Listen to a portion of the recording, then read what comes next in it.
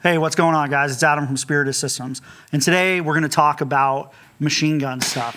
As you can see, I have a 240 sitting here in front of me, and I have a big old LBV kit also, and I'm going to tell you some things that are near and dear to my heart as I served as both a gun team leader and a machine gunner in the Army. So let's go ahead and get started.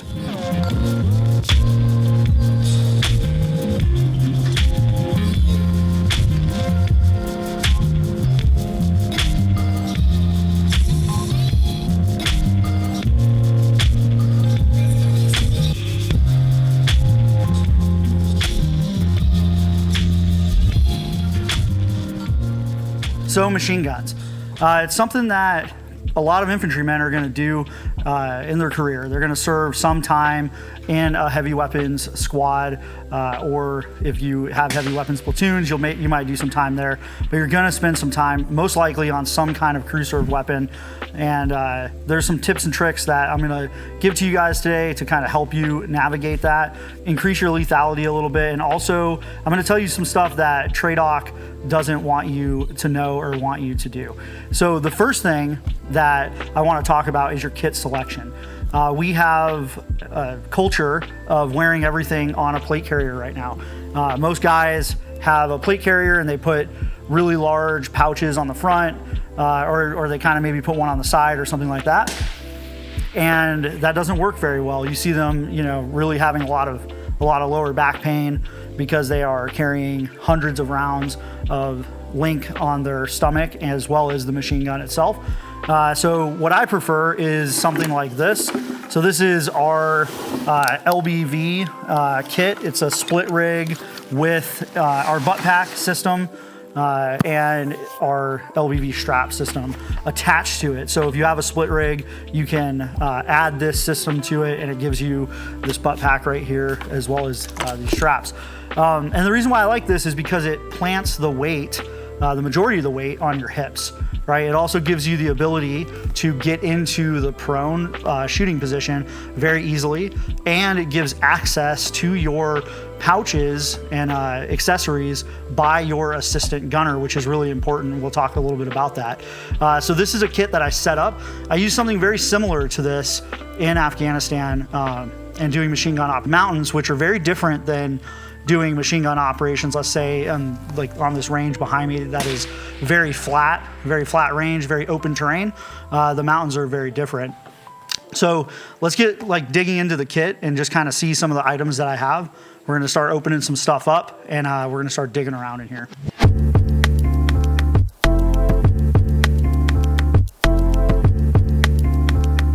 So the first thing I want to point out are these gloves, right? And I've pointed these out before in other videos. I really like these gloves. These are Petzl rappel gloves, and you can see these ones are pretty worn, but they're really good gloves. They're a leather palmed glove, and they're very heat resistant, right? So these are made for mountain work, rescue work, things like that. A lot of rope stuff, so there's a lot of friction and heat. I like having these as a machine gunner because obviously you're shooting a lot of rounds and the barrel is getting very hot on a machine gun. You also will have probably an asbestos glove to handle hot barrels and stuff like that. But I find that a good machine gun team can, do barrel swaps with only a good set of leather gloves like this. And just remember, you're gonna have to take that machine gun after you're done firing, maybe a string, and you might have to relocate to another spot. So you're gonna have to pick that gun up. You don't want your fingers just kind of grazing the barrel or something like that and getting burned. So that's the kind of the first item that I have on there. Another item I have is just comms, right? Something that I think is extremely overlooked in a heavy weapons squad is not having the gunner and the assistant gunner both having comms, right? We give radios out selectively. We only have so many, which is understandable, but these are two very important positions that need to have clear communication, and they should have direct communication with the assault element. So usually your platoon leader or somebody else who's high ranking. So when they're doing the assault and you're doing support by fire, you have that direct comms. You can hear over your headset when somebody is calling a ceasefire or a shift fire to the gun line. you want that going direct and that feedback being direct. So I think it's important, if you can, you should be giving those guys the comms, right? Moving along, something that I do differently that is not according to doctrine is this pouch right here. So this is a big GP tall, and you can see it is full of link. And I'm just gonna pull it out, all 200 or so rounds out of that pouch. 200 rounds, 7 pounds per 100 rounds. We're getting heavy, right? Already, just with that. Doctrine is for the gunner to have a 50 round or 100 round starter belt. And I'm here to tell you that it's not enough. We tried using it, it failed over and over again in the actual application in Afghanistan. I just saw a tremendous failure on the gunner just having that 50 round or 100 round starter belt. What happens, especially in an environment where you're not in this flat terrain, right? And we're not drilling at Fort Liberty. We're not at Fort Liberty doing a drill, or at Fort Drum doing a drill. We're in the mountains of Afghanistan, or we're in Iraq. Is that your contact happens wherever, and your machine gunner and your AG cannot immediately link up to provide assistance. So you have a 50 round or 100 round starter belt, you rip through that pretty quick, and then you have no ammo. So something that we changed, especially in mountain fighting, where there's an elevation difference and you may not be able to get that assistant gunner up to the machine gunner quickly enough, is that the machine gunner started having to bear some of the load of the ammunition on his own kit so that he can self-support until an AG or an ammo bearer can get to him with that ammunition. I think it should also be noted that the assistant gunner is a human being. So he might be the person who gets shot in that initial contact, right? So if you don't have any ammo on you, you might lose the initiative in a fight because the 240 or whatever your crew served is what is going to win the fight, right? Having a good crew served gun team is what is going to win. What's gonna overmatch the enemy. So I strongly believe in carrying your own ammunition. So that's what that is in that pouch. On the outside of that pouch, I have some other small items. One is just some people call it a flaming rock, VS17 panel, that sort of thing. I have a small one in that pouch. Again, being on the gun line, it's very important to be able to signal and be able to receive signals as well. So I think that the gunner as well as the AG should have a small panel and a full-size panel. And then I also have, of course, my notebook and two map markers. One's a black, one is a alcohol marker so I can erase with it. And then I also have a pen in there as well. So those are kind of quick access items there. Moving back, I have a small GP pouch. And inside this one, I have a piece of kit that you may not have, but if you do, you should carry it as the gunner. Again, self-supporting, right? You get into position.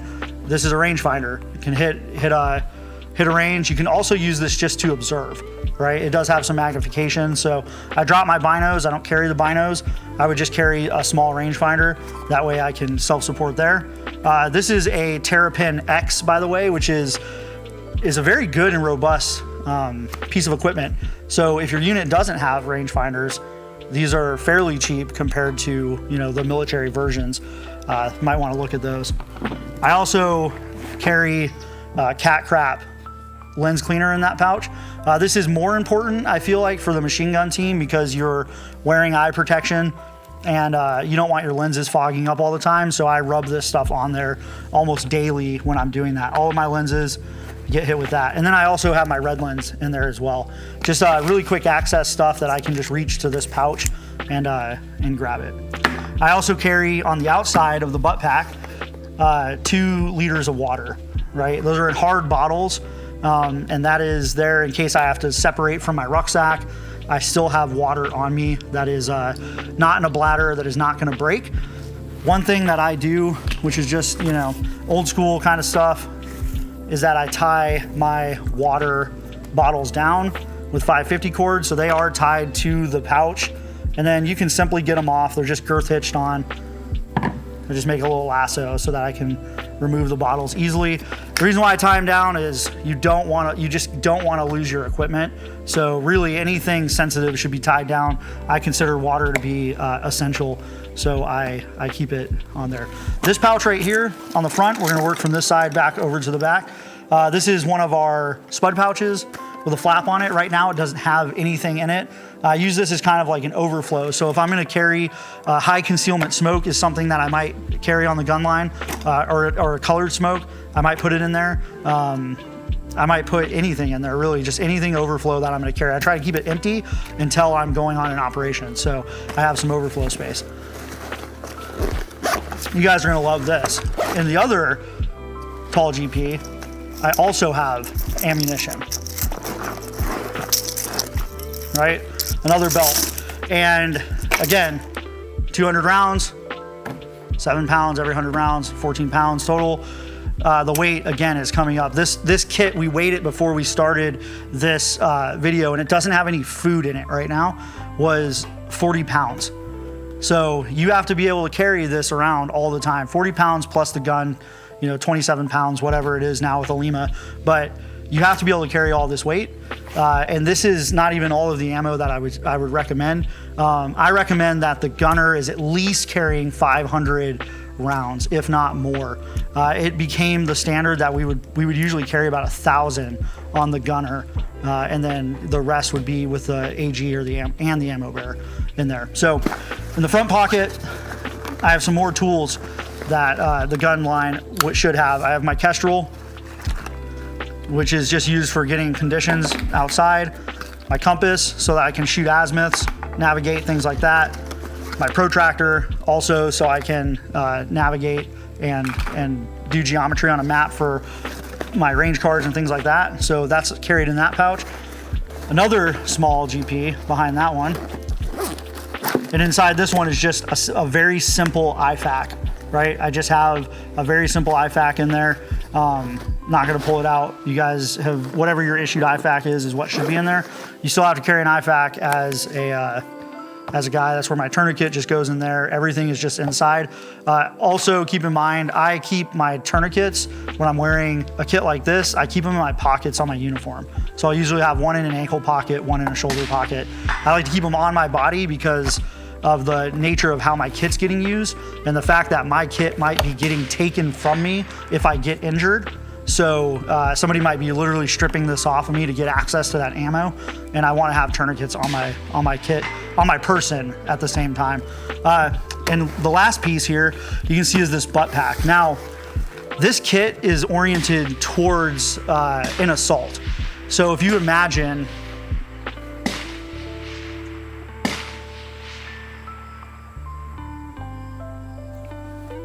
an assault, so keep in mind that this kit is oriented towards an assault, right? So obviously if you're carrying all of your stuff from point A to point B on, say you're doing like a blocking position, or you're just occupying a new area, that is not really what I'm talking about here, right? I'm talking about movement to contact, or you are supporting an assault in some way. This is kind of what I'm carrying. I can obviously add a pack to this. I can expand on it. I can have more. I don't have to have anything in this butt pack. What I like to do is I like to keep some kind of wet weather bag or something in here, so I can kind of just pull everything out and put it into my ruck.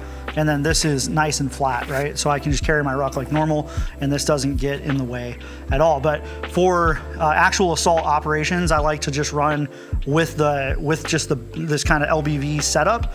It makes me really lightweight. It makes me able to get really low to the ground, and it keeps everything kind of on my person without having to have a pack on my back, which makes shooting from the prone, especially with the machine gun, kind of cumbersome if you have a lot of weight on your back and you're trying to get up behind a tripod or something like that. So we're gonna open this guy up, and I'm gonna show you what I keep in here. First off, on this outside pouch is where I keep my spare batteries, right? I keep them there for obvious reasons, right? I want to be able to pull pull these out without opening the entire butt pack, or have somebody else grab me a battery if I need it. But I keep spare batteries there for, you know, nods, weapon lights, weapon lasers, things like that. Probably one of the most important pieces that I'll kind of show with this kit is just my really used cleaning kit, right? It's nothing fancy. It's stuff that I've compiled over the years that work really well. I should probably replace the Ziploc bag. It's getting kind of old, but this is the cleaning kit. Contents, pretty simple. Some lubricant, an old t-shirt strap, tons of Q-tips, right? I just carry a bunch of Q-tips. I do carry a small bottle of Hoppies. The old brush. I do for the machine gun, I do carry a soft bristle brass brush just because it scrapes a little better on some of that carbon. A barber's brush to get, you know, kind of that mass dusting off. And then I carry the big, beefy Leatherman, right? So I can do small repairs, I can loosen things, can scrape a little bit with it, things like that. And then the rest is just Q-tips in that bag. Probably the most important item that I have, because being on a machine gun, having that machine gun function is pretty much your only job. So put this stuff back in. I carry 2 of these guys right here. These are your standard range cards. I have them laminated, so I would carry these just in case we're in placing somewhere and we have enough time, right, to fortify ourselves. I'm going to fill this range card out, and we're going to mark target reference points, our left and right limits, dead space, things like that. I carry 2 in case in case I get moved, right? So if I come in and I in place and then I have to leave this behind, I'm not gonna make the guy like draw a new one, right? I just give him this and then I leave. So I carry another one in case I get moved and then I have to create another one really quick. And then I carry whatever the local operation map or GRG, right, that I might get issued. Again, using my compass and my my protractor, I can actually take real azimuths and send those onto my range card or send them up the chain. I carry a spare battery for my radio in the butt pack.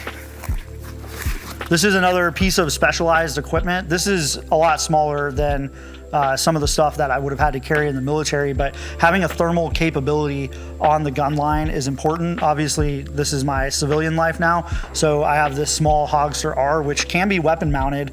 It's a good little optic for the price, but a thermal capability is huge when we're on the gun line. So carry some kind of thermal plus spare batteries for it.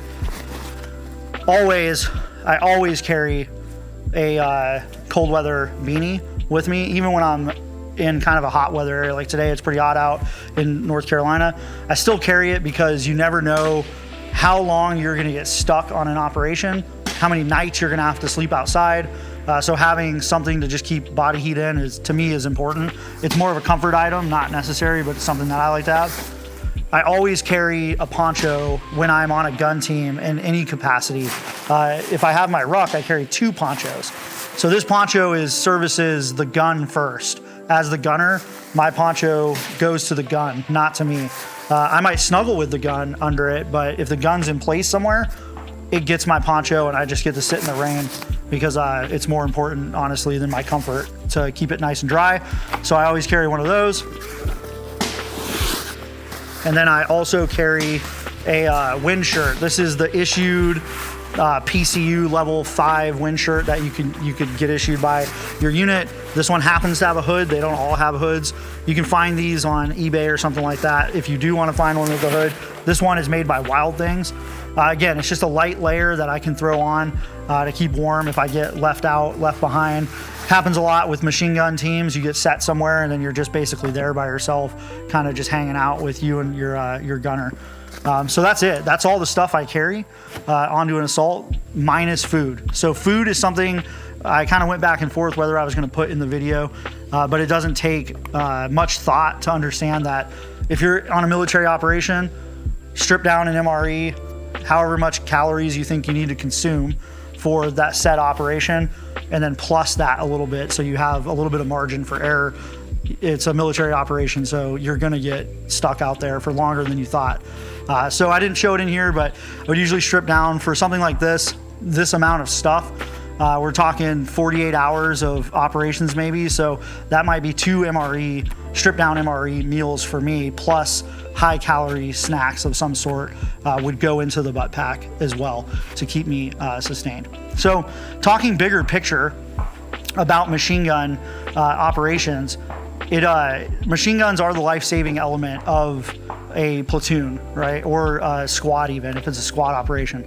You are going to be the thing that makes the difference, and you have to plan your kit accordingly, because the military right now does not plan for machine gunners.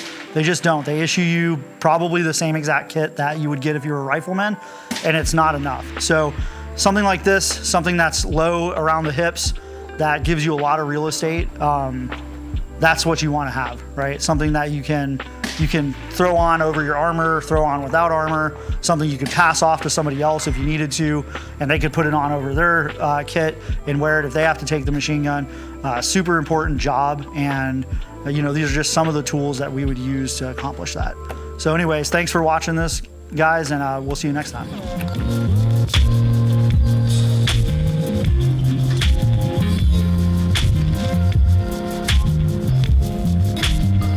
So before I see you in the comment section, talking crap about how I didn't mention night vision, they're here.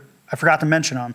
I would carry them in one of two ways. If it is a night op, I would just wear them on my helmet. Amazing. If it's not a night op, or if it's a night op that transitions into a day op, I would carry them in the butt pack, or I would replace my rangefinder and I would put my nods into that small GP pouch on the side. It doesn't really matter. That's a preference thing, wherever you want to carry them. What I will say is that it is critical that you have night vision on the gun line, and it is also critical that you always carry them with you, whether you're on a day op or a night op. So thanks for coming back and waiting all the way to the end of the video to get the part that I obviously forgot. All right, see you next time, guys.